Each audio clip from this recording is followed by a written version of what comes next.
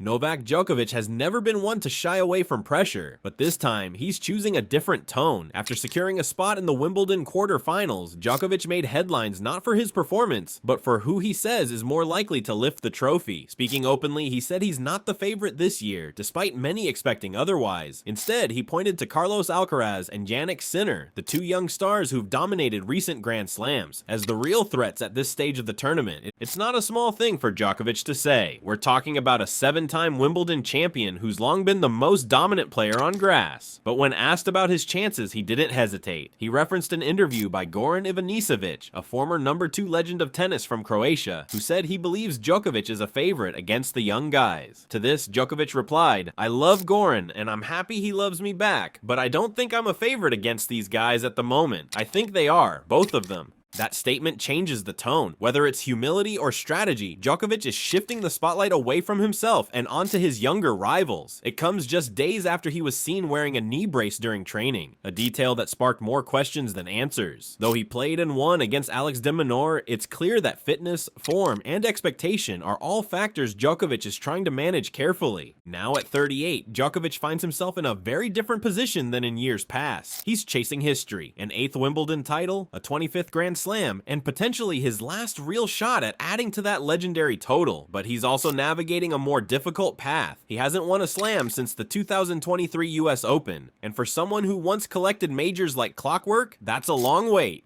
Still, he hasn't exactly faded. His performances this year have been solid, and on grass, he's always dangerous. But the narrative is shifting. The tennis world is no longer centered around the big three the way it used to be. The focus now is on Alcaraz and Sinner, and Djokovic seems to know it. The two young stars just played one of the most talked about matches in recent memory at Roland Garros, a 5-set thriller that left fans stunned and further cemented their status as the future of the sport. Alcaraz came out on top that day, but both players showed levels that even Djokovic admitted were impressive. If it comes down to me facing one of them or both of them, which I hope so, it means I would proceed to the final, and then yeah, I'll obviously look for my best game to win, he said. I do think I have a chance, there's no doubt about it. What makes Djokovic's comments so fascinating is that they reflect a real shift in how he sees the field, but not a surrender. He's still confident, still chasing the trophy. In his words, "I've been playing some really good tennis this year, so I feel good about myself. I feel confident. I feel motivated to go all the way." There's something smart about the way Djokovic is handling this. By putting the spotlight on Alcaraz and Sinner, he lowers expectations around himself, even if he's still just as dangerous as ever. It's a move we've seen before, not just from him, but from other legends near the end of their careers. Let others carry the weight, let the hype swirl elsewhere.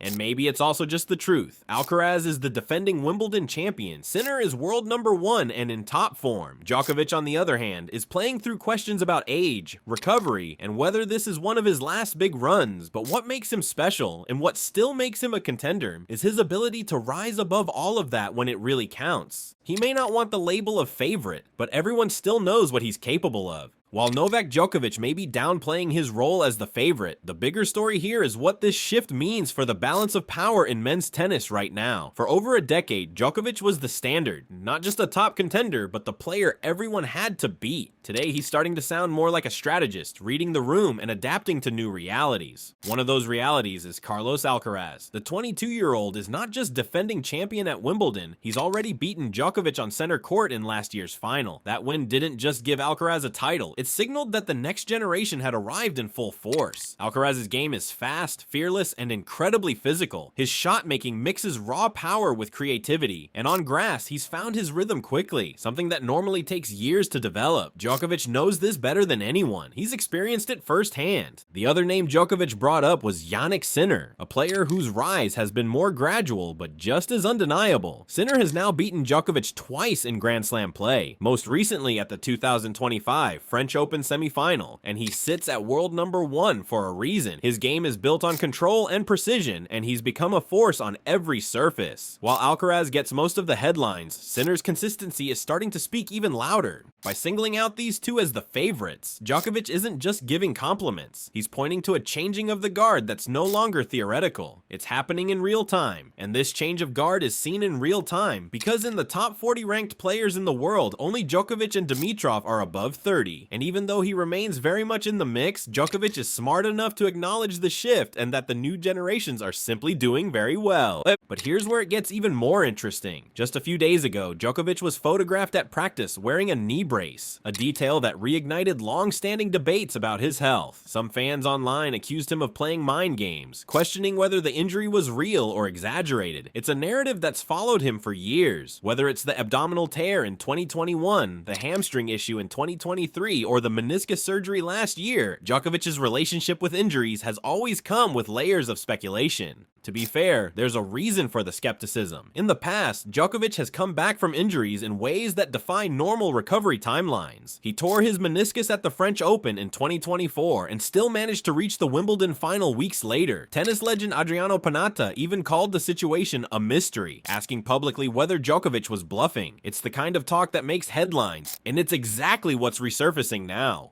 Some fans believe these so-called injuries serve a purpose, to lower expectations, to rattle opponents, or to write a comeback narrative before the match even begins. Nick Kyrgios, never one to hold back, recently said on TalkSport, "Honestly, I think he uses medical timeouts sometimes early on in slams to mess with his opponents." It's a bold claim, but one that's echoed in many corners of the tennis world. At the same time, Djokovic has his defenders. After withdrawing mid-match at the Australian Open in 2024 due to a serious injury, Alexander Zverev told the crowd, "Don't boo him. Novak's played through injuries before. If he's retiring, you know it's serious." The statement carried weight, not just because Zverev is a rival, but because it came at a moment when Djokovic was clearly suffering. This is the paradox of Djokovic's current moment. He's still playing at an elite level, still a threat on any court, but surrounded by noise. About injuries, about age, about legacy, but some of his weaknesses do show. As Roddick put it, the problem is in the corners. It's hard to get from corner to corner. He's a little late there. He's not as fast as he used to be. He doesn't get out of corners like he did when he was at his best. When he plays against most of his rivals, you can still see that he's the same old Novak, but against Sinner and Alcaraz, it's not like that.